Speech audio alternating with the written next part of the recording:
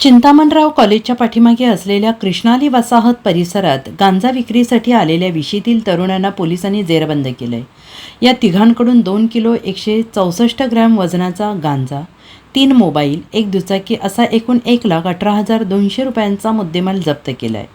श्रेयस गणेश पाटील वय वर्ष 20 राहणार सावळज, आविष्कार प्रकाश माळी वय वर्ष 19 आणि मयूर विलास घारे वय वर्ष 25 दोघे राहणार गोटखिंडी अशी अटक केलेल्यांची नावे आहेत। या प्रकरणी पोलीस शिपाई सचिन घोदे यांनी विश्रामबाग पोलीस ठाण्यात फिर्याद दिली आहे।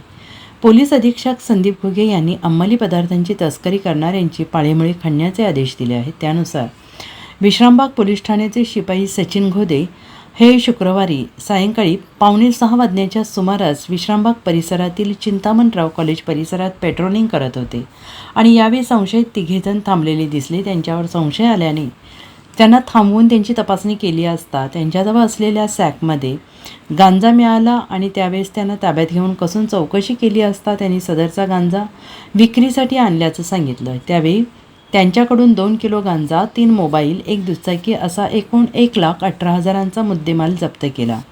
कॉलेजच्या तरुणांना गांजा विक्री करताना पकडल्याने शहरात खळबळ उडाली आहे। Bureau report SBN Marathi, Sangli.